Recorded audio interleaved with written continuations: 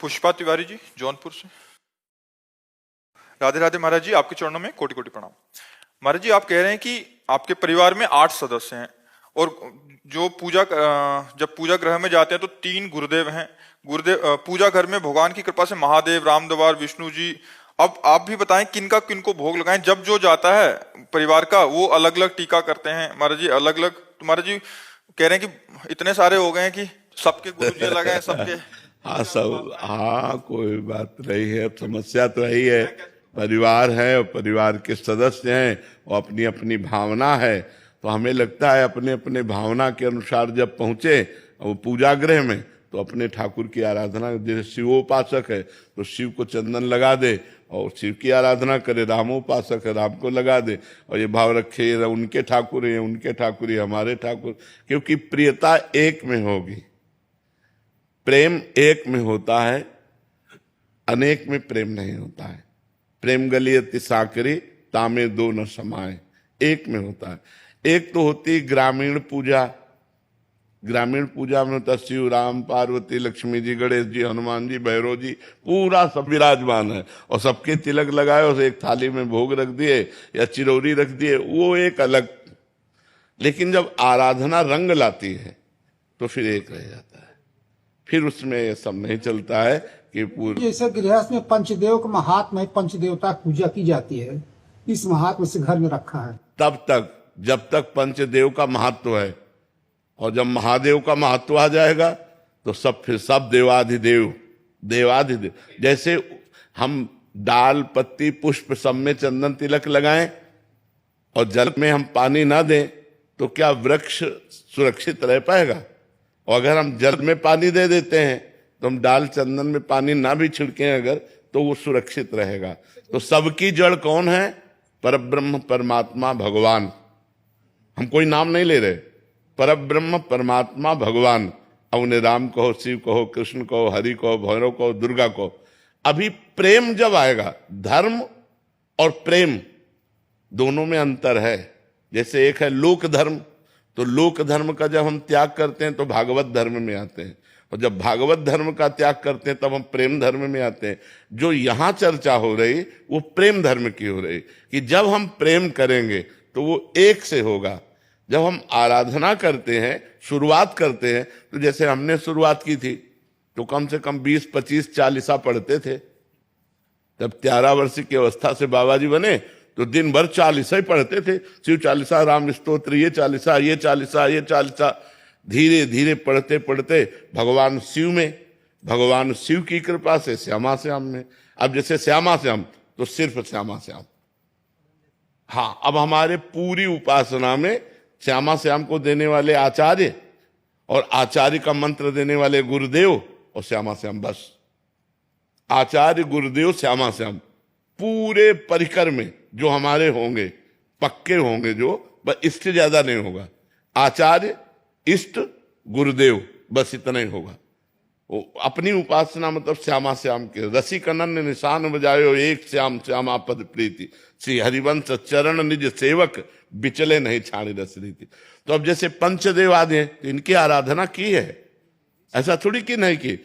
अब एक क्लास है, जैसे स्कूल जाते थे जब हम 3-4 में तो इतना बड़ा बस्ता होता था। जब जूनियर हाई स्कूल आए तो छोटा हो गया, और जब डिग्री में चले तो एक मोबाइल ही काफी है। मान लो अब तो मोबाइल चल गया, नहीं तो पेन और डायरी। क्योंकि पढ़ाई का एक स्टेज होता है ना। अब वो इस स्थिति में पहुंच गया कि अब प्रेम गलियति सांकरी तामे दो न समाए। जैसे पार्वती जी से सप्तऋषियों ने जाके कहा कि आप तपस्या किसके लिए कर रहे हो? तो उनका हमारी बात सुनकर आपको हंसी ना आ जाए, क्योंकि मैं ये तपस्या भगवान शिव के लिए कर रही हूं। तो उनका शिव में क्या गुण है बड़ा वर्णन किया और कहा हम तुम्हें भगवान विष्णु जो वैकुंठाधिपति लक्ष्मीपति है वो तुम्हें दिला देते। तो उनका माना महादेव अवगुण भवन विष्णु सकल गुण खान, जेहि कर मन जेहि सम रमय ते ते ही सन काम। कोटि जन्म लग रगर हमारी बरऊ संभुनता राहो कुमारी। अंबा ने अनन्य निष्ठा प्रकट की, कोटि जन्म लग रगर हमारी बरऊ संभुनता राहो कुमारी। वहां जब प्रेम की बात आती है तो फिर एक रह जाता है, और जब प्रेम तक पहुंचने की बात आती है तब अनेक होता है, ये भी पूजा, वो भी पूजा, वो भी पूजा। तो पंचदेव ये हमारे धर्म विधान है पूजा करने का, लेकिन धर्म विधान से ऊपर है प्रेम विधान, और जब प्रेम विधान आ जाता है तो फिर धर्म विधान अंतर। जैसे देवराज इंद्र, पवन, अग्नि, सूर्य, चंद्र, हम इन सब देवताओं की आराधना किए और सब कोई प्राय करता है। भाई सूर्य, चंद्र, अग्नि इन सबकी आराधना होती है, लेकिन अब जैसे आ गए तो अब कोई मतलब नहीं। और अनन्यता जब एक उपमन्यु नाम के महर्षि हुए हैं, तो बच्चापन की से उनकी साधना चली। एक बार वो किसी दूसरे ऋषि के यहाँ गए तो उनके यहाँ गाय थी, तो गाय का दूध उनको पीने को मिला, तो घर आए और अपनी माँ से कहा मुझे गाय का दूध चाहिए। और वो तपस्वी, जंगल में रहने वाली, कभी किसी जजमान से नहीं, तो उन्होंने जो जंगली चावल होता है उसे पीस करके सफेद करके कहा पियो। पिया उनका स्वाद नहीं, गाय का दूध नहीं माँ। तो उनका अगर दूध चाहिए तो तुम्हें जानना चाहिए कि हम लोग विरक्त भाव से जीवन व्यतीत करते हैं, संसार का प्रतिग्रह नहीं लेते हैं। अगर तुम्हें चाहिए तो भगवान शिव की आराधना कर, तो वो क्षीर समुद्र का तुझे दूध देंगे जिसमें भगवान हरि शयन करते हैं। मंत्र दिया पंचाक्षरी, और दाहिने पैर के अंगूठे केवल खड़े होकर बाल्यावस्था से 10,000 वर्ष तक भगवान शिव का स्तवन किया। कलयुग में इसीलिए बड़ी कृपा है कि बहुत जल्दी भगवत साक्षात्कार हो जाता है, क्योंकि अपनी उम्र है 180 है, वहां तो 10,000 वर्ष तक। तो जब 10,000 वर्ष तक उन्होंने तपस्या की तो भगवान शिव पहले शिव रूप में नहीं प्रकट हुए।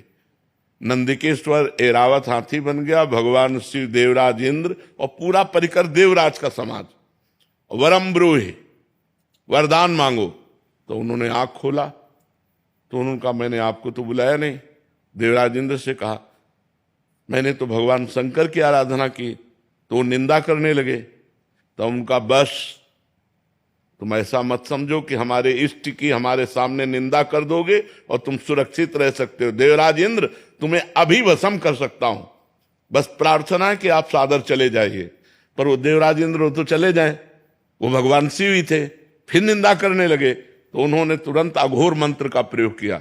अघोर मंत्र भगवान शिव का मंत्र है, ये सिद्ध किया जाता है। जब ये सिद्ध तो उन्होंने जो मंत्र लेकर ऐसे किया तो नंदिकेश्वर प्रकट हो गए और कहा स्वामी का मंत्र स्वामी पे चला रहे, देखो कौन है। तो देखा भगवान शिव।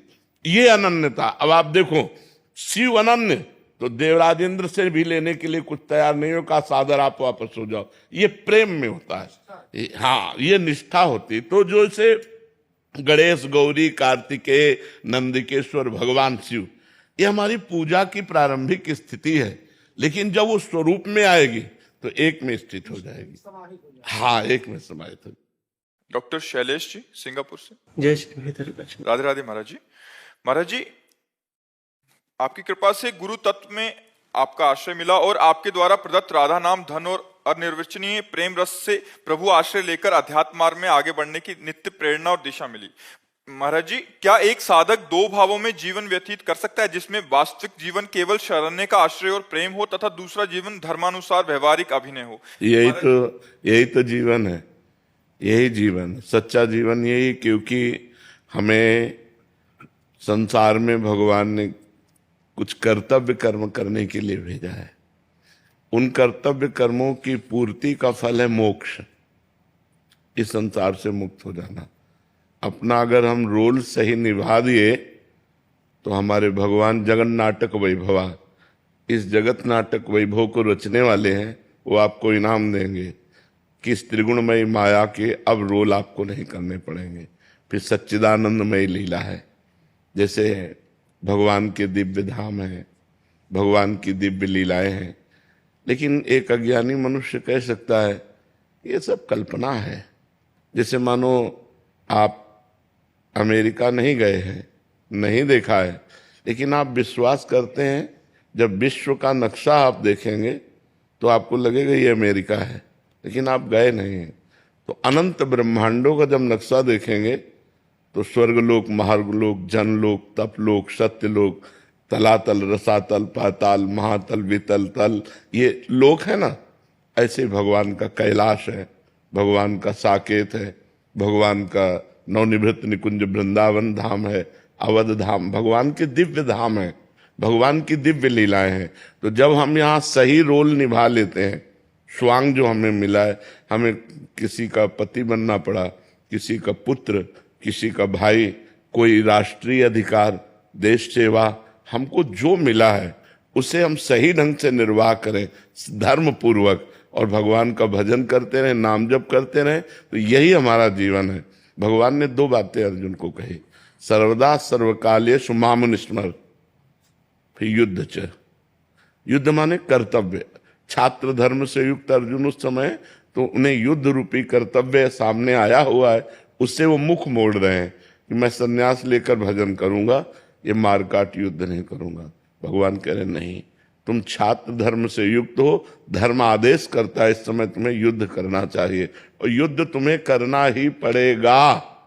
तुम ना करोगे तो भी करना पड़ेगा, क्योंकि जिस समय तुम्हारी निंदा करेंगे तो तुम आवेश में आकर युद्ध शुरू कर दोगे। अभी मैं आदेश कर रहा हूं तो मेरे आज्ञा का पालन करो। माम निस्मर और युद्ध च, मेरा स्मरण करते हुए अपने कर्तव्य कर्म का पालन करना, यही समस्त मनुष्य जीवन का। जो हम दुखी हो रहे हैं, जो हमारे हृदय में जलन हो रही, जो हमारे अंदर घबराहट पैदा हो रही, चिंता शोक भय हो रहे हैं, इसका कारण है हम अपने धर्म से विलग हैं। कहीं हम अपने धर्म से विलग आचरण करते हैं, जिनका परिणाम है चिंता भय शोक मृत्यु दुख आदि। यदि हम धर्म से चलें तो हम मृत्यु पर भी विजय प्राप्त कर लें। धर्मात्मा पुरुष की जब मृत्यु होती है तो ऐसे होती है जैसे बड़े गजराज के गले से मल्ली की माला टूटकर गिर जाए। छोटी सी मल्ली की माला, छोटे छोटे फूलों की, उसको पता भी नहीं चलता। ऐसे धर्मात्मा भजन करने वाले की जब मृत्यु होती है उसे कोई दुख नहीं होता। जैसे एक पुराना कपड़ा त्याग कर नया कपड़ा पहना जाता है तो एक आनंद होता है, ऐसे ही वो मरने से सब जग डरा, मेरो मन आनंद, कब मरी हो कब भेटी हो पूरन परमानंद। ये तब जब धर्म पूर्वक आचरण करते हुए, भगवान का स्मरण करते हुए जिसने जीवन व्यतीत किया, यही तो जीवन है जैसा आप प्रश्न कर रहे हैं। महाराज जी, एक कभी कठिनाई ऐसी महसूस होती है कि जैसे निज परिजन हैं और बाहर के जो लोग हैं, समान भाव कैसे रख पाए? नहीं, समान भाव तो नहीं रखा जा सकता, क्योंकि समान भाव रखने में जैसे हम अपनी पत्नी से व्यवहार करते हैं तो हम दूसरी स्त्री से व्यवहार नहीं कर सकते। दूसरी स्त्री से हमारा मातृवत भाव होगा, अपनी पत्नी से भोगवत भाव हो सकता है, लेकिन दूसरी स्त्री से नहीं हो सकता।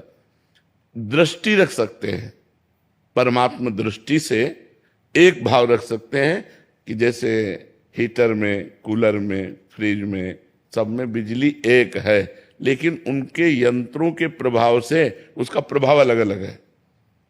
कोई गर्म करता है, कोई प्रकाश देता है, कोई ठंडा करता है, कोई पानी निकालता है, लेकिन बिजली एक है। ऐसे विविध संबंधों में पावर एक है, परमात्मा। तो उस परमात्मा को हम देख सकते हैं, लेकिन हमारा जो व्यवहार होगा वो बिल्कुल अलग अलग होगा। अपनी पत्नी से पत्नीवत और दूसरी स्त्रियों से मातृवत। जननी समझाने पर नारी, जैसे अपनी माँ से हम कभी अपवित्र भाव भी नहीं सोच सकते, ऐसे ही हम समस्त चराचर जगत में जहां दृष्टि जाए तो हम जब नारी को देखें तो वहां हमारी जननी भाव होना, पूज्य भाव होना चाहिए। दृष्टि एक है, जो परमात्मा मेरी पत्नी में है वही सर्वत्र है। व्यवहार अलग है, बहन के साथ बहन जैसा, बेटी के साथ बेटी जैसा, माँ के साथ माँ जैसा, पत्नी के साथ पत्नी जैसा। व्यवहार तो कभी हम एक कर ही नहीं सकते, लेकिन हम दृष्टि एक कर सकते हैं कि परमात्मा एक है। पंडिता समदर्शिना, ना कि वर्तिना। जी नवलानंद जी, बनारस से। जी महाराज जी, मैं पिछले 13 वर्षों से निवृत्ति मार्ग में हूँ एवं अद्वैत वेदांत के अध्ययन में लगा हूँ। क्या ये अध्ययन भगवत दर्शन में लाभ पहुंचाएगा या छोड़कर भगवान की सेवा में लग जाऊं? महाराज नहीं, नाम जप करो केवल अध्ययन से। नायमात्मा प्रवचनेन लभ्या न मेधया न बहुना श्रुतेन। आत्मबोध न बहुत प्रवचन करने वाले को होता है, न बहुत बुद्धिमान को होता है, न बहुत सुनने वाले को होता है। जो वर्ण करता है, वर्ण शुरू कर दो, नाम जप करना भगवान का, जो नाम प्रिय हो। जैसे ज्ञान मार्ग में प्रणव है, बस प्रणव का ध्यान, प्रणव का निरंतर चिंतन शुरू कर दो, ब्रह्मबोध हो जाएगा। हाँ, स्वाध्याय उसमें सहयोगी है, ना कि केवल स्वाध्याय से ब्रह्मबोध हो जाएगा। स्वाध्याय से ब्रह्मबोध नहीं होता। स्वाध्याय ब्रह्मबोध में सहयोगी है, लेकिन प्रधान है चिंतन। यदि हमारा जगत का चिंतन रहेगा तो ब्रह्म चिंतन छूट जाएगा, तो स्वाध्याय करेगा। 4 घंटे हमने स्वाध्याय किया और 4 मिनट हम विषय चिंतन कर लिए, बराबर हो गया। तो हमारा विषय चिंतन ना होने पावे, इसलिए ब्रह्म चिंतन के लिए नाम मंत्र आदि का निरंतर हम चिंतन करते रहे, संसार का चिंतन छूट जाए, यही साधना है। जो विरक्त भाव है, विरक्त भाव में संसार का चिंतन छूट जाए और निरंतर भगवान का चिंतन होता रहे, यही साधना है। और गृहस्थ भाव में समस्त संसार को भगवान का स्वरूप मानकर व्यवहार करते हुए अपने धर्म कर्म को भगवान को समर्पित कर दे, यही साधना है। आपने लिखा अद्वैत वेदांत के अध्ययन में हूँ और भगवत सेवा और भगवान का दर्शन, तुम्हारे जी दोनों अलग सहयोगी हो सकता है। जैसे अद्वैत वेदांत में भक्ति उसका सहयोगी है, भक्ति उसका लक्ष्य नहीं है। पर आपका लक्ष्य महाराज जी भगवान की सेवा और दर्शन है, तो उसका लक्ष्य तो क्या फिर अलग हो जाएगा। महाराज जी वही कह रहे हैं, मार्ग अलग अलग होगा। नहीं, जैसे हम भगवान की सेवा करें, नाम कीर्तन करें, भगवान की कथा सुने और हम वेदांत मार्ग में चलना चाहें तो चल सकते हैं। भगवान शंकराचार्य जी ने कहा है कि स्वरूपानुसंधान भक्ति रेव गरीयसी, भक्ति सर्वश्रेष्ठ साधन है जो स्वरूप का अनुभव करा देती। मम दर्शन फल परम अनूपा, जीव पाव निज सहज स्वरूपा। यदि भगवान के दर्शन की लगन लग जाए तो ब्रह्मबोध हो जाए। मम दर्शन फल परम अनूपा, जीव पाव निज सहज स्वरूपा। अगर उसका लक्ष्य है कि मुझे ब्रह्मबोध हो जाए, आत्म स्वरूप का बोध हो जाए, और भगवान की आराधना करता है, भगवान के दर्शन की चाह करता है, तो उसे ब्रह्मबोध हो जाएगा। सौरभ कुमार पांडे जी, श्री हरिवंश महाराज जी। गुरुदेव भगवान, आपका वार्तालाप पिछले 1.5 वर्षों से सुन रहा हूं। इसका इस शरीर के जीवन पे बहुत सकारात्मक प्रभाव पड़ा। सत्संग सुनने के पहले बहुत ओवर थिंकिंग, नेगेटिविटी, अब उतना नहीं है, आपकी कृपा से, नाम जप के बल से। महाराज जी, चिंतन को शून्य करना चाहता हूं जीवन से। चिंतन शून्य नहीं करना, चिंतन को भगवान के चरणों में समर्पित करना है। हे अर्जुन, कोई भी मनुष्य कर्म किए बिना एक क्षण भी नहीं रह सकता। आप हाथ पैर बंधवा दो तो एक शरीर से कर्म नहीं दिखाई दे रहा कि हो रहा है, लेकिन सूक्ष्म शरीर से कर्म हो रहा है। कारण शरीर सूक्ष्म सहयोगी है, तो सूक्ष्म शरीर से कर्म, पहला कर्म तो सूक्ष्म शरीर से ही होता है, क्रियान्वित तो बाहर होता है। तो हम क्रिया किए बिना नहीं रह सकते, हम चिंतन किए बिना नहीं रह सकते। तो हमें असत चिंतन त्यागना है और सत चिंतन परायण रहना है। सनकादि ब्रह्म ऋषि ब्रह्मबोध संपन्न महापुरुष हैं, हर समय जपते रहते हैं हरिश शरणम हरिश शरणम हरिश शरणम। तो हमारा क्या है, जगत का चिंतन छूट जाए, भगवत चिंतन हो। चिंतन शून्य नहीं होना, चिंतन परायण होना है। अगर हमारा निरंतर प्रिया प्रीतम का चिंतन हो रहा है, हरि का चिंतन हो रहा है, राम का चिंतन हो रहा है, इससे बढ़कर कोई बात नहीं। चिंतन शून्य नहीं होना, चिंतन परायण होना है।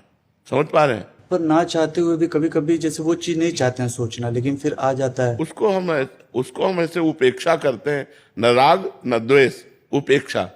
उपेक्षा का मतलब होता है जैसे आप रास्ते में चल रहे हो, क्या क्या पड़ा, आप सब बटोरते चले जा रहे हो। क्या अपने मतलब की चीज हो तो हम रुक जाएंगे, मतलब की चीज नहीं तो नहीं रुकेंगे। ऐसे ही हमारे मन रूपी जीवन रास्ते में बहुत कूड़ा करकट भी पड़ा है, काम क्रोध लोभ मोह मद मत्सर जन्म जन्मांतर के संस्कार, वो फेंक रहा है। अब हमें नहीं चाहिए, क्योंकि अब हम जागृत हो चुके हैं, तो हम उपेक्षा करते हैं। उपेक्षा का मतलब कोई मतलब नहीं, ना हम परेशान होते हैं ना हम हर्षित होते हैं। जैसे अनुकूल आ गया तो हर्षित नहीं होते, प्रतिकूल आ गया तो हम परेशान नहीं होते, वो नष्ट हो जाएगा। हम जिसकी उपेक्षा कर देते हैं वो हमारे पीछे नहीं पड़ता। या तो हम जिससे राग करते हैं या द्वेष करते हैं तो वो हमारे पीछे पड़ जाता है। समझ रहे ना? तो जैसे हम भजन कर रहे हैं, चिंतन कर रहे हैं, अब संसारिक कोई चिंतन आ गया, गलत कोई चिंतन आ गया, बिल्कुल सम रहते हुए उसे हटा दिया, इससे हमें कोई मतलब नहीं, वो खत्म हो गया, डिलीट हो गया। ये क्यों आ गया, कैसे आ गया, अरे अब क्या होगा, कुछ नहीं। वो चिंतन है, चिंतन थोड़ी बिगाड़ पाएगा, बिगाड़ेगी तो क्रिया। चिंतन आया है, हमने क्रिया नहीं की, वो चिंतन नष्ट हो गया। और हरि चिंतन चल रहा है, इसलिए उसकी सामर्थ्य नहीं कि हमारे मन को गंदा कर सके। समझ पा रहे हैं? ये अपराध जो बनता है, मानसिक अपराध किसी के प्रति, मानसिक से रास्ते में चलते हुए आ गया, उपेक्षा, उपेक्षा मन बहुत फिर मन समझाता है गलत हुआ, नहीं, उपेक्षा। मन है, वो श्री जी के प्रति सोच सकता है, ठाकुर जी के भी प्रति सोच सकता है, वो गुरु जी के भी प्रति सोच सकता है, लेकिन हम वाणी और शरीर से क्रिया ना होने दें। मन मलिन है इसलिए ऐसा चिंतन करो, हम थोड़ी चिंतन कर रहे हैं। मन मलिन है, वो गंदा भी चिंतन कर सकता है, वो गुरु के प्रति भी सोच सकता है, वो किसी के प्रति भी सोच सकता है, तो उसकी सोच को उपेक्षा की जाती है। मानसिकों से अब क्षमा या नहीं, मानसिक पाप नहीं लगते। कल कर एक पुनीत प्रतापा, मानस पुण्य होए और नहीं पापा। कलयुग का एक पुनीत प्रताप है कि मानसिक पाप नहीं लगते हैं। अखिलेश तिवारी जी मुंबई से। राधे राधे महाराज जी। राधे राधे महाराज जी। महाराज जी, मैं अक्सर अपनी संसारिक जिम्मेदारियों को अंत तक टालता हूँ, हालांकि श्री जी की कृपा से उन्हें निभा भी लेता हूँ। महाराज जी, मार्गदर्शन कीजिए कि मैं इस टालने की आदत से कैसे मुक्त हो सकूं। नहीं, टालना ठीक नहीं रहता, इसे प्रमाद स्थिति कहते हैं। आज के कार्य को कल के लिए टालना, इसे प्रमाद कहते हैं। ये तमोगुण की प्रधानता से होता है। निद्रा आलस्य प्रमादोत्थम तत्तामस मुदाहृतम। जब जिसके शरीर में तमोगुण अधिक होता है वो इस प्रमाद स्थिति से युक्त हो जाता है। अरे 2 घंटे बात कर लेंगे, कल कर लेंगे या परसों कर लेंगे, ऐसे नहीं। कर्तव्य परायण बनो। नाम जप करते हो भगवान का, हाँ नाम जप करो। नाम से सतोगुण आ जाएगा, तमोगुण हट जाएगा। थोड़ी देर के लिए भी हटेगा तो कर्तव्य परायणता आने लगेगी। तमोगुण कर्तव्य परायणता को हटाता है और सतोगुण कर्तव्य परायण करता है। तो प्याज लहसुन भोजन में पाते हो, हाँ, इसीलिए तमोगुण की वृत्ति ज्यादा बढ़ती है। प्याज लहसुन वैसे छोड़ सको तो अच्छी बात है, देखो कोशिश करके। और कोई नशा तो नहीं करते, हाँ। प्याज लहसुन हम इसीलिए मना करते हैं, इसमें तमोगुण की वृत्ति ज्यादा बढ़ती है। तो तमोगुण में बड़े दोष हैं। सतोगुण जो है वो हमें माया से मुक्त करने के लिए बहुत आवश्यक है, और माया में फंसाने के लिए रजोगुण तमोगुण दोनों मिल जाए तो आदमी का नाश कर दें। ये जो जेल भरी है सब रजोगुणी तमोगुणी बुद्धि वालों से भरी हुई है। हिंसा, क्रोध, व्यभिचार, चोरी, जितने गंदे आचरण होते हैं इन 2 में होते हैं, रजोगुण और तमोगुण। जहाँ रजोगुण तमोगुण मिश्रित हो जाता है तो गलत आचरण हो जाते हैं। हाँ यार, बढ़िया काउंटर तो लिए हो, नाम जब करते हो सके तो प्याज लहसुन छोड़ के देखो। बिल्कुल महाराज जी, ठीक है। बिल्कुल। जितेंद्र सोनी जी राजस्थान से। श्री हरिवंश। श्री हरिवंश महाराज जी। महाराज जी, 84 लाख योनियों को भोगने में कितना समय लगता है? कोई निश्चित अरे समय भैया है क्या? इसका हिसाब कोई, ऐसी ऐसी योनियां 10-10 हजार वर्ष तक एक ही योनि में। और एक जैसे सर्प योनि है, अब उसके कितने हैं, दुमहा, कोबरा, कितने। अब उसके तो ब्रह्मा जी से बात करनी पड़ेगी हमारे पास तो उसका लेखा जोखा है नहीं, ब्रह्मा जी से बात करनी पड़ेगी। वो बनाते उनको पता होगा, अपने को तो पता नहीं, अपने तो ब्रह्मा के बनाए हुए इसलिए तो अपने को कोई अनंत माया भगवान की है, अनंत योनि। कहने को 84 लाख योनियां हैं, उस योनियों में अनंत। जैसे चींटी तो कितने प्रकार की चींटी, बिच्छू तो कितने, काली बिच्छू, भूरी बिच्छू, कितने प्रकार की, ऐसे कितनी योनियां। 84 लाख योनियों में एक योनि मनुष्य है, बकाया 83,99,999 योनियों। वो गणित तो भैया किसी को नहीं मालूम। आप ये विचार करो, एक मनवंतर में एक देवराज इंद्र होते हैं, लेकिन वो मरते नहीं है, वो केवल देवराज इंद्र। एक मनवंतर, आप सोचो, एक मनवंतर में वो तो राज्य करेंगे, इसके बाद वो उतार दिए जाएंगे। ऐसे कितने मनु, कितने इंद्र, कितनी बार बदलते हैं। तब ब्रह्मा जी का एक दिन होता है, ब्रह्मा जी का एक दिन। उनमें से प्रजापतियों की ये सब योनियों में ही तो हैं, 84 लाख योनियों के अंतर्गत ही हैं। करोड़ तो वहीं व्यतीत हो जाते हैं ना, गंधर्व हैं, अप्सराएं हैं, कितनी योनि। कोई मनुष्य पैदा होते ही मर जाता है, कोई जीव पैदा होते ही मर जाता है, कोई 1000 वर्ष जीता है, ऐसी योनियां हैं, कोई 500 वर्ष। आप कैसे गणित लगा सकते हो? ईश्वर की सृष्टि की गणित कैसे लगा सकते हो? या तो ईश्वर ही लगा सकता है, दूसरी किसी की सामर्थ्य नहीं है।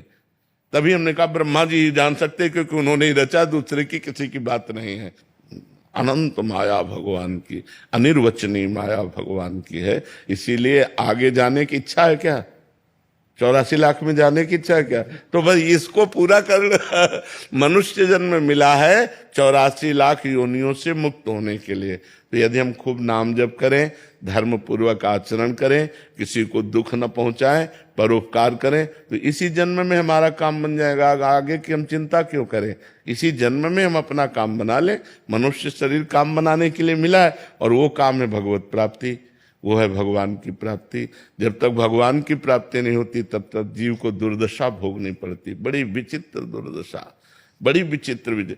अब कुत्ते का पैर फंस गया मोटरसाइकिल में, अब दसियों जगह से टूट गया, अब वो मोटरसाइकिल तो गई, अब वो ना वो अस्पताल कोई ले जाएगा उसको, ना कोई टेबलेट लगेगा, ना कोई इंजेक्शन लगेगा, पीड़ा ही पीड़ा सहते सहते साल 6 महीने में वो कड़िल कड़िल कर चलने। क्या योनियों को कष्ट है। मर जी, ये हमें समझ क्यों नहीं आता? हम देख रहे हैं दुख को, हम ये जान रहे हैं, गुरुजन कह रहे हैं कि मनुष्य जीवन इतना इतना ये कठिनता से मिलता है। 3 गुण जो माया के है ना, ये त्रिगुणात्मिका माया, सतोगुण, रजोगुण, तमोगुण, ये ऐसे प्रवाह हैं कि अभी आपको जैसे हमारे सामने बैठे हो तो सतोगुण है, सात्विक वातावरण, तो आपको बात समझ में आ रही, यार जीवन का लक्ष्य भगवान की प्राप्ति हो। जहां बाहर हटे, रजोगुण तमोगुण का फोकस आया तो स्त्री अच्छी लगेगी, धन अच्छा लगेगा, पुरुष अच्छा लगेगा, पद अच्छा लगेगा, ये सब अच्छा लगने लगेगा, और यही सत्य लगेगा संसार में। नहीं तो जैसे सोचो, मरोगे तो तुम्हारा शरीर छूटेगा, सब छूट जाएगा। क्या ये बात आप सब लोग नहीं जानते हो?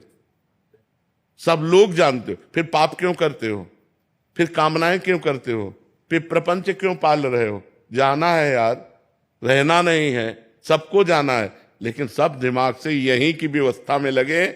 वहां की व्यवस्था कोई नहीं कर रहा है, कोई बिरला वहां की व्यवस्था सोच रहा होगा। नहीं, अगर हम जब तप भी कर रहे तो ये कह रहे हमारा लड़का बहू अच्छा रहे, हमारा बेटी दामाद अच्छा रहे, हमारी ये कामना पूर्ण हो जाए, हमारा वो काम पूरा हो जाए, बस इसी में हम लगे हुए हैं। यहाँ का कभी मर जी, देखी जाएगी जो होगा, कल किसने देखा, आज भोग लो। आज तो जब देखने को मिलता है तब देखने लायक नहीं रहते।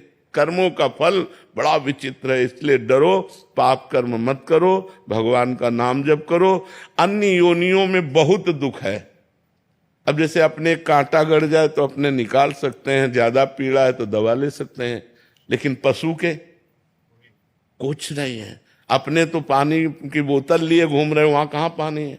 जंगल में मान लो कोई सरोवर है, वो सूख चुका है, अब वो प्यासा घूम रहा है, प्यासा घूम रहा है, पानी कहाँ से उसे प्राप्त हो? पशु पक्षी हैं, बड़े बड़े कष्ट में जीवन है। आप क्या समझते हो? बड़ा कष्ट में जीवन है, और मनुष्य के हाथ पड़ गया तो भूंज के खा गए। मनुष्य रूपी राक्षस ऐसे हैं कि दिन भर मेहनत करते हो, शाम के मुर्गा मुर्गी खाते हैं। भी खाते थे, लेकिन जब से आपका सत्संग सब कुछ छोड़ दिया। हाँ भैया, बहुत पाप कर्म। किसी जीव के मांस को खाना मतलब अपनी दुर्गति कर लेना है। शराब पीना, मांस खाना, पराई स्त्री से बेविचार करना, पराये धन को हड़पना, यही तो दुर्गति के कारण है। इन्हीं के कारणों से तो हम 83,99,999 योनियों में जाते हैं। इसलिए खूब भजन करो, किसी गलत आचरण में हम ना जाएं। रोहन जी, राधे राधे महाराज जी। राधे राधे महाराज जी। महाराज जी, जिस दिन से आपका संग हुआ है उस दिन से अब लग रहा है किसी शेर का जीवन में संग हुआ है। गुरुदेव, अगर आपसे सच्चा इश्क हो जाए तो क्या हमारा जन्म मरण चक्र छूट जाएगा? हाँ, हमसे इश्क होने का मतलब है हमारे अंदर जो चल रहा है वो आपके अंदर चलने लगे।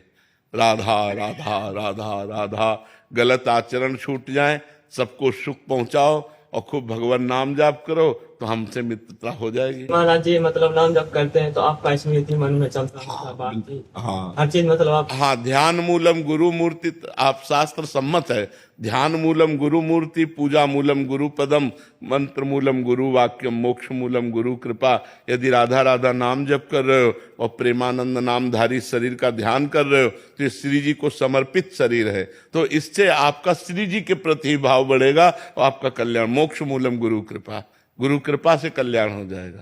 प्रीत में भी डर होता है क्या महाराज? मतलब जैसे इसको हो गया जिससे, तो उससे भी डर होता है। हाँ, ऐसा होता है कि जैसे आप हमसे प्यार करोगे तो गेट से घुसते ही आपको एक भैसा लग, जैसे हम अपने गुरुदेव के सामने आज भी जाते हैं ना तो एक बार भयभीत हो जाते हैं कि कहीं कोई त्रुटि नहीं होनी चाहिए, कहीं कोई ऐसी गलती ना हो कि महाराज जी की दृष्टि बदल जाए। बस ऐसे बैठे रहते हैं और प्रणाम किया, और जब मुस्कुरा दिए तो लगा कि जैसे छाप लग गई, जाओ ठीक है। और कभी मान लो जैसे अपने भाव में उन्होंने दृष्टि नहीं दी तो सैकड़ों बातें दिमाग में, यार कोई गलती तो नहीं, कहीं हमको अहंकार तो नहीं आ गया, कहीं ऐसा तो, हे भगवान गुरु जी प्रसन्न रहें, हे भगवान गुरु जी। अब तो एक हमारा ये संबंध गुरु शिष्य का ऐसा है कि इसमें प्रियता भी है लेकिन इसमें एक भय भी है। रामचंद्र जी भगवान जब सियाजू के दर्शन किए जनक जी के बगीचे में तो विलंब हो गया, तो वहां लिखा है भयभीत हो गए कि गुरु की सेवा में पुष्प पहुंचाना था और विलंब हो गया, तो डर लगा भगवान को भी अपने गुरु के प्रति। तो जो गुरु से डरे वो माया से नहीं डर सकता, जो गुरु से डर गया वो माया से नहीं डरेगा। तो महाराज जी मतलब अभी किसी का डर नहीं है, बस केवल एक ही आपका डर है। अब वो ये प्रीति का डर होता है कि कहीं अगर नजरें हटा ली तो हम गिर गए, हमारे पास कुछ और रहे नहीं। सच्ची कहते हैं, जैसे गुरुदेव गुरु तत्व है ना, तो अब जैसे गुरुदेव हैं और वो प्रसन्न है, तो हम बिल्कुल एकदम ऐसे रहते हैं जैसे बादशाह, और गुरु जी की दृष्टि बदल जाए तो जैसे भूमि हट जाए तो फिर कहाँ रहेंगे। तो हमारी भूमि है गुरुदेव, हमारा जीवन है गुरुदेव, हमारा सर्वस्व है गुरुदेव, क्योंकि मंत्र उपासना जीवन सब कुछ गुरुदेव है। तो ये डर बना ही रहेगा, पूरे जीवन भर बना रहेगा कि कहीं उनकी दृष्टि न बदल जाए, और वही डर हमको सुरक्षित रखेगा। हम अलग हैं, प्रगट में गुरुदेव नहीं है, लेकिन हर समय भय है कि कुछ भी गलती हुई तो हमारे गुरुदेव सर्वज्ञ है, वो जान जाएंगे। गुरुदेव ने अगर हमारी प्रति दृष्टि हटा ली तो किस बात, तो ये डर तो बना ही रहना चाहिए। उसमें जैसे मतलब अभी बैठे हैं अंदर में, मतलब वो चल रहा है कि मतलब अब जैसे और अधिक प्रीति में भी ऐसा होता है, जैसे आपको जिससे अधिक प्रीति है और उससे मिलने जाना है तो घबराहट पैदा हो जाएगी, एक प्रीति की घबराहट पैदा हो, एक मतलब उससे पूछो कि क्या, वो कुछ कह नहीं पाएगा लेकिन एक प्रीति की घबराहट एक अंदर से पैदा हो जाएगी। ये प्रेम के भावों में आता है, ये कोई निषेध नहीं है। निशांत जी उत्तराखंड से। राधे राधे महाराज जी। महाराज जी, इस अधम पापी ने ना ही साधन का बल है ना ही भक्ति का बल है मुझ में। आपके सत्संग और सानिध्य से पूर्व बुद्धि को प्रवीण करने की चेष्टा रही है। अब ऐसा लगता है कि बस बैलेंस बनाकर चल रहा हूँ, स्वयं का आंकलन करूं तो बस दोष दिखाई पड़ते हैं महाराज जी। हाँ, अच्छी बात है, ये अच्छा संकेत है हृदय के लिए। स्वयं का आकलन ही करना चाहिए, और जब स्वयं का आकलन करे तो अपने में कोई गुण न दिखाई दे तो समझ जाए भगवान की कृपा है हम पर। मैं अधम जीव हूँ, असरण हूँ, असरण शरण भगवान मुझे स्वीकार करें। भगवान की कृपा से ही मेरा मंगल हो सकता है। मेरे में कोई ऐसा सद्गुण नहीं जिससे मैं दावा पेश कर सकूं कि हे भगवान मेरे में सद्गुण है, आप हम पे कृपा करो। प्रभु हम में तो कोई सद्गुण नहीं, हे पतित पावन आप अपनी तरफ से कृपा करो। ये अच्छा संकेत है, और नाम जप और बढ़ाते रहो। नाम जप कर रहे हो ना, नाम जप बढ़ाते रहो, अच्छा संकेत है, बहुत अच्छी भावना है, और यही आगे बढ़ करके भक्त रूप में प्रकाशित हो जाती है। अच्छे भक्त के रूप में, गृहस्थ में भी अच्छे भक्त के रूप में आप अपना जीवन व्यतीत कर सकते हैं। शेखर जी सहारनपुर। राधे राधे महाराज जी। महाराज जी, आपकी वाणी, आपका सत्संग अमृत के समान है और जीवन को बदलने में पूर्ण समर्थ है। महाराज जी, हम उसको पूर्ण रूप से अपने जीवन में कैसे उतार सकते हैं? नाम जप के प्रभाव से। जितना हम नाम जप करेंगे तो जानी हुई बात को आचरण में ला पाएंगे। जानकारी तो सबको है लेकिन आचरण में नहीं ला पाते। जैसे हमें जानकारी है कि ये नहीं करना चाहिए, पर हम जानते हुए भी कर बैठते हैं। हमें जानकारी ये करना चाहिए, ये जानते हुए भी हम नहीं कर पाते हैं। इसमें कमी होती है नाम जप की। जितना हम नाम जप करेंगे तो हमारे पूर्व पापों का नाश होगा, हमारे अंदर अध्यात्म बल बढ़ेगा, हमारा जीवन सुखी होगा। यदि नाम जप नहीं करता जीव तो पूर्व के पुण्य से आज सुख भोग लो, कल तुम समस्याओं में फंस जाओगे, कल तुम ऐसे दुखों में फंस जाओगे जहां से तुम्हें कोई निकालने वाला नहीं होगा। इसलिए हमें चाहिए नाम जप के द्वारा हम अपने परिवार को सुखी रखें और स्वयं सुखी रहें। जैसे एक पिता बड़ी मेहनत करता है, करोड़ों रुपया कमाता है, अपनी बेटी के लिए सुंदर दूल्हा ढूंढता है, ब्याह होता है, खूब आनंद पूर्वक सब हो गया। इसके बाद कुछ दिनों में दूल्हा मर जाता है, बेटी फिर घर आ जाती है। अब इस समस्या का क्या समाधान? करोड़ों रुपए कमाए, करोड़ों लगा दिए, सब मंगल हुआ। अब प्रारब्ध भोग ऐसा पलटा कि वो फिर घर आके बैठ गई। अब उसका क्या उपाय? अब उसके ऊपर पूरा बोझा दिमाग में, अशांति, अब जीवन भर अशांति, या फिर कोई नया रास्ता ढूंढे, फिर शांति। ये इसीलिए कहते हैं भगवान का नाम जप करो, आप सुखी रहो और अपने परिवार का मंगल करो। यदि भगवान की आराधना नहीं करोगे तो सबसे पाप बन जाते हैं और वो पाप परिणाम में दुख देते हैं। हम अपनी जानकारी का सदुपयोग कर सकें, इसके लिए हमारे अंदर नाम बल चाहिए। राधा राधा, कृष्ण कृष्ण, राम राम, जो नाम प्रिय लगे वो खूब नाम जपना चाहिए। जी ऐसे आपने बताया कि आपकी वाणी सुने कि भगवत प्राप्ति भी आराम से हो सकती है आपके बल से, नाम जप से। सत्संग में मतलब जो भी सुनते हैं लगता है कि अपने जीवन में उतर जाए, जो गुरुदेव कह रहे हैं ना, कि वो पूरा का पूरा समर्पित हो जाए जो गुरुदेव कह रहे हैं। लेकिन महाराज जी हो नहीं पाते, माया बहुत। हाँ, माया प्रबल है, लेकिन उससे भी प्रबल भगवान की कृपा है। हम भगवान की कृपा पर भरोसा रखें और नाम जप करें, एक दिन हम जरूर जीत जाएंगे। ये अफसोस होता है कि दीक्षा लेने के बाद भी पूर्ण समर्पण नहीं हो पा रहे। हाँ, बिल्कुल अच्छी बात है, ये अनुभव होना अच्छी बात है कि कमी हमारे अंदर है कि हम भगवत समर्पण नहीं कर पा रहे। हमारे ऊपर गुरु कृपा है, हमारे ऊपर इष्ट कृपा है, एक दिन निश्चय विजय प्राप्त करवा देगी। ये शब्द याद रखो, एक दिन ये निश्चय विजय प्राप्त करवा देगी यदि हम दैन्य और नाम जप करते हैं। हमारे अंदर अहंकार ना आवे, क्योंकि अहंकार आने का मतलब पतन हो जाना। अहंकार ना आवे और नाम जब चलता रहे, विजय हो जाएगी, आनंद आ जाएगा। आप देख लेना जी। सनी यादव जी। राधे राधे महाराज जी, आपके चरणों में दंडवत प्रणाम। महाराज जी, पिछले साल एकांतिक वार्तालाप का हिस्सा बना, नए साल में एक नई शुरुआत करने की ठान ली। आपके एक सत्संग में सुना था कि लौकिक या पारलौकिक कुछ भी पाने से पहले अपने आप को कूड़ा बना दो, तभी चमक आएगी। मैंने भी अपने जीवन में उतारने का प्रयास किया। कूड़ा बनाने का मतलब होता है अहंकार रहित होना। कूड़ा बनाने का मतलब गंदा बना देना नहीं है। नहीं, कूड़ा बनाने का मतलब मैं कुछ हूं ही नहीं। जैसे त्रणादपि शुनिचेन, जैसे उसे हम संस्कृत में बोले तो महाप्रभु चैतन्य देव कहे त्रणादपि शुनिचे, तृण से भी अपने को नीचा समझो। कूड़ा बना देने का मतलब है त्रणादपि शुनिचेन, तृण से भी अपने को नीचा समझ। मैं सबसे छोटा हूं, मैं हूं, अधम हूं, मैं हूं, नीच हूं, मैं हूं। ये भाव आ गया, वो महान बन जाता है। ये भाव आना बहुत कठिन है। त्रणादपि शुनिचेन तरोरी सहिष्णुना अमानिना मान देन कीर्तनीया सदा हरि। दूसरों को सम्मान करते हुए, दूसरे में भगवत भाव रखते हुए, अपने को सबसे सेवक नीच मानते हुए, सबका सेवक मानते हुए वो पार हो गया माया से। कूड़ा बनाने का मतलब गंदे आचरणों से युक्त हो जाना नहीं है, अपने अहंकार को मिटा देना है। तो महाराज जी, अपने आप को ऐसे बना देना है। मेरे मन में ये बैठ गया कि इस साल मुझे अपने आप को कूड़ा बना देना, एकदम नाम जप करना है। और 2026 में मुझे ऐसा पूर्ण विश्वास है कि मैं श्री जी की कृपा मुझ पर होगी। नहीं, 2026 में क्यों होगी, अभी है। ये कहना चाहते हैं महाराज जी, लिख रहे हैं कि मैं बड़ा बिजनेसमैन बन जाऊंगा, चमक जाऊंगा। नहीं, ऐसी भावना मत करो, नहीं तो श्रद्धा टूट जाएगी।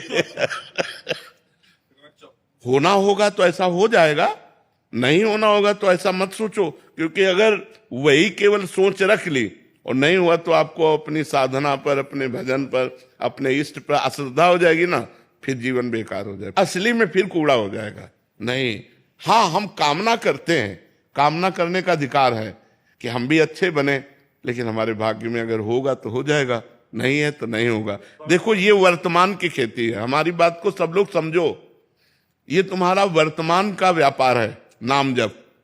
लेकिन जो आपने भूत में किया है उसका परिणाम मनुष्य जीवन में आ चुका है। जैसे आपको 26 में क्या भोगना है, ये पहले से लिखा हुआ है। ये जो आप कर रहे हो ये आगे का पर है, ये आज का नहीं है कि आज किया और कल आपको मिल जाएगा, ऐसा नहीं है।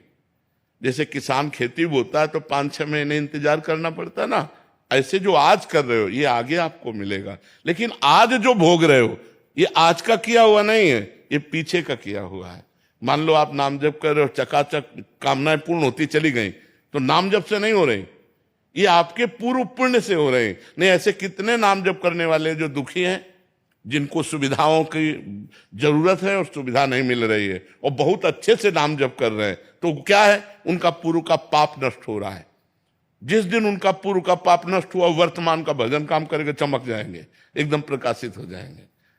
तो ऐसी कामना दृढ़ ना करो जिससे अपने इष्ट पे, अगर ये काम बन गया तो भगवान हम मानेंगे आपकी कृपा, अगर ये काम नहीं तो हो सकता है ना बने, प्रारब्ध ऐसा हो, फिर आप भगवान के प्रति अश्रद्धा कर लो, ऐसा ठीक नहीं। बने चाहे नहीं बने, हाँ ये बात, प्रयास करना, नया रास्ता मिलना, हाँ ये मनुष्य जीवन का कर्तव्य है। हाँ, जो एक हमारे चतुरासी जी की पहली लाइन है, जोई जोई प्यारो करे सोई मोहि भावे। अगर ये बात दिमाग में रख के चलोगे तो जीत जाओगे माया पर, कि प्यारे की जैसे। हमारी तो इच्छा थी कि ऐसा हो जाए, लेकिन हमारी इच्छा नहीं, जोई जोई प्यारो करे, प्यारे की जैसी इच्छा वैसे है। कामना करना गलत है क्या?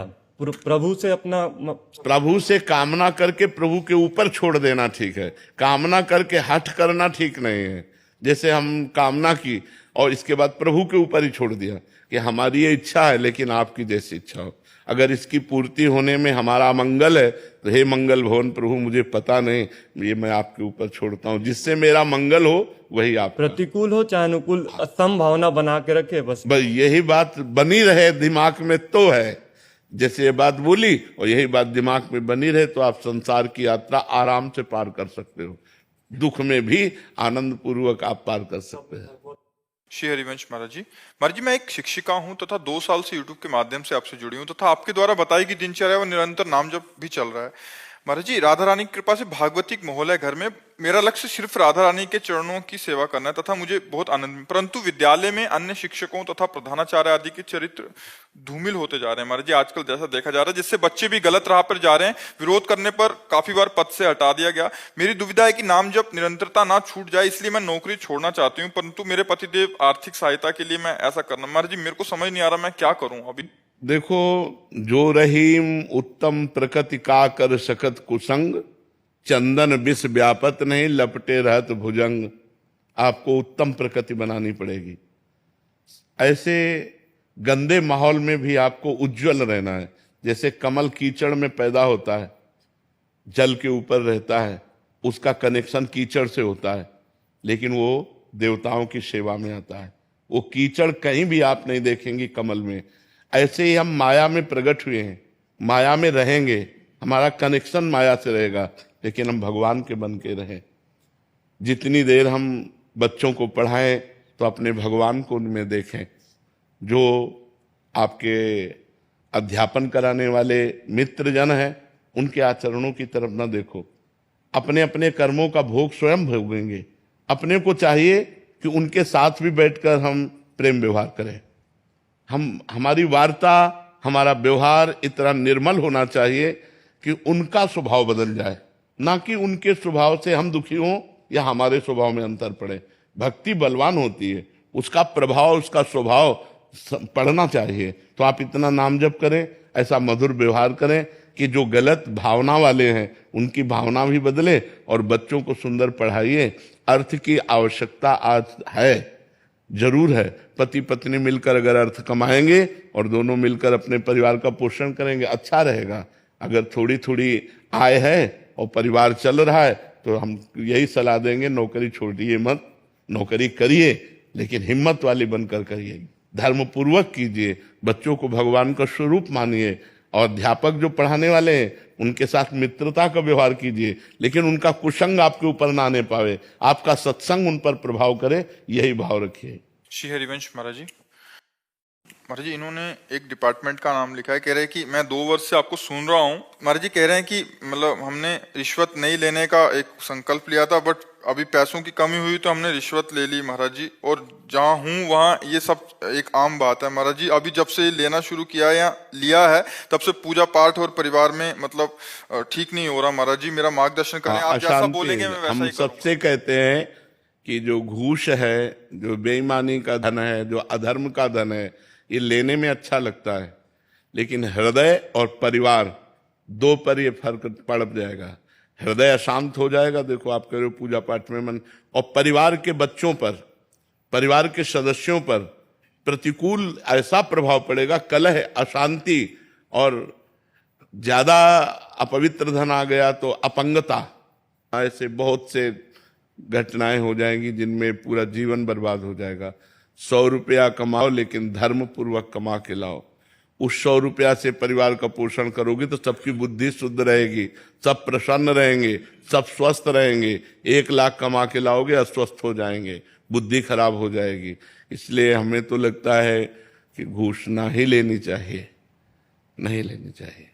हमें जो जहां आप जिस डिपार्टमेंट में भी हो, आपका वेतन तो निश्चित है ना, आप अपने वेतन से क्यों नहीं अपने परिवार का पोषण करते? वेतन से अधिक हमें जरूरत नहीं। मोटरसाइकिल से नहीं चल पाओगे तो साइकिल से तो चल लोगे ना, उससे शरीर स्वस्थ रहेगा। और हराम की मोटरसाइकिल लोगे तो एक्सीडेंट हो जाएगा, चलने लायक नहीं रहोगे।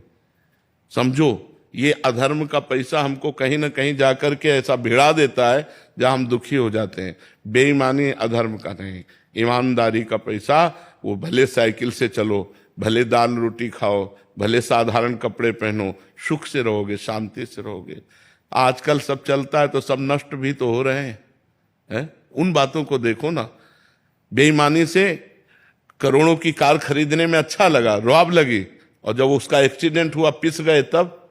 और धर्म से साइकिल से चल रहे हो, आराम से पूरा जीवन व्यतीत हो, वो अच्छा कि बेईमानी से वो करके नष्ट हो जाओ, वो अच्छा? दूसरों को देखते हैं तो लगता है कि इसका तो घर है, 4 गाड़ियां हैं, हमारी भी जिंदगी ऐसी हो। हम धर्म से चलते हैं, चाहे हमको जैसी भी परिस्थिति हो, हम दूसरों से होड़ नहीं मिलाएंगे। तो दूसरों को नष्ट होते हुए भी तो देखते हो ना, तो उधर बुद्धि क्यों नहीं लगाते? दूसरे जो नष्ट हो रहे हैं उन पर भी बुद्धि लगाइए ना। कितने ये दुर्घटनाएं भी तो अपने दिमाग में लाओ कि अधर्म का फल दुर्घटना है, विपत्ति है, दुख है, वो कभी भी हमारे ऊपर आ सकता है। हमें एक कदम पर विश्वास नहीं क्या घटना घटने वाली है विश्वास भला? एक कदम पर हमें विश्वास नहीं। आप आराम से पैदल चले जा रहे हो, वो ठोक दिया आकर के, बैलेंस बिगड़ा उसका, वो आके वो आपको ठोक दिया आकर। तो हम धर्म से चलें, सुरक्षित रहें, भगवान का नाम जप करें, दूसरों को कभी दुख ना दें, तो हमें दुख नहीं मिलेगा। अब हमें तो बिल्कुल इसमें अच्छा नहीं लगता कि आप घूस लेकर के अपना जीवन व्यतीत करें। नहीं, मेहनत की कमाई, धर्म की कमाई। और सरकारी डिपार्टमेंट में एक वेतन निश्चित होता है, तो उस वेतन से अपना परिवार चलाएं। बेईमानी से, जो बेईमानी में गया वो नष्ट हो गया, आज नहीं तो कल। इधर से नष्ट नहीं होगे तो भागवतिक विधान लागू हो जाएगा, वो नष्ट कर देगा। तुम खुद अशांत हो जाओगे, तुम खुद परेशान हो जाओगे, परिवार परेशान हो जाएगा, वो आपको चैन से नहीं रहने देगा। जो धन है ना, इतनी लालसा बढ़ जाएगी कि अधर्म करने में भी आपको सकुच नहीं होगी। इसलिए बेईमानी का धन तो ऐसे डरो जैसे जहर से डरा जाता है कि जहर भोजन में मिल गया तो मार डालेगा। इसलिए बेईमानी का धन नहीं भाई। सहजता से दे रहा है कोई तो? सहजता से कौन देता है? सब अंदर से पीड़ित होकर के देते हैं। सहजता से कोई घूस देता है? सहजता से वो तुम्हें केवल बातें बनाने के लिए कह सकते हो कि भाई उसने प्रसन्नता से दी। प्रसन्नता से कोई घूस देता है? काम बनाने के लिए कैसे भी हमारा काम बनना चाहिए, वो अशांत होकर के देता है। घूस प्रसन्नता से कहां दे? प्रसन्नता से कोई घूस देता है? पापी पुरुष, अधर्मी पुरुष, वो हर्षित होकर जरूर दे सकता है, क्योंकि 50 करोड़ मार रहा है बेईमानी से। तो वो बेईमानी का धन जब तुम्हारे पास जाएगा तो तुम्हारी बुद्धि को फेल कर देगा, तुम्हारे परिवार को फेल कर देगा। हमारी बातें आज मान लो, नहीं कल दुखी होगे और परिणाम खुद देख लोगे। अरे यार, चैन से लड़के बच्चे परिवार सुखी हो, नमक रोटी खाते हो, साधारण कपड़ा पहनते हो, साइकिल से चलते हो, बढ़िया है, बढ़िया जीवन है। वो बेईमानी का जीवन मर्सरीज वाला अच्छा नहीं, जो ठोके पूरा परिवार नष्ट हो जाए। हमारी बातों को समझने की कोशिश करो। तो जहां तक हो सके हम प्रार्थना करेंगे कि आप घूस ना लें। राधा राधा राधा राधा राधा राधा राधा राधा राधा राधा राधा राधा राधा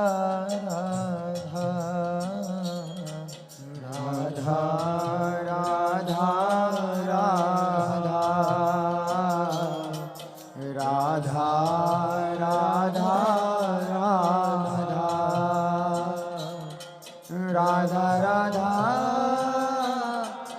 राधा राधा राधा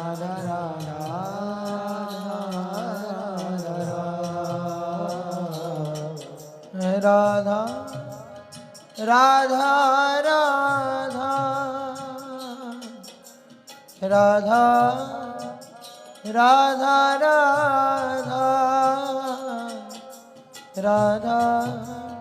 राधा राधा राधा राधा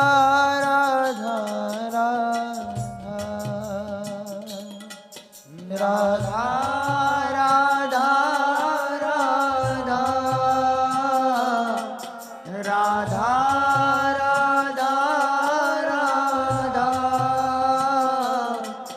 राधा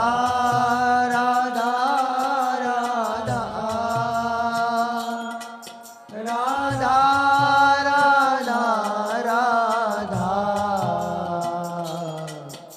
राधा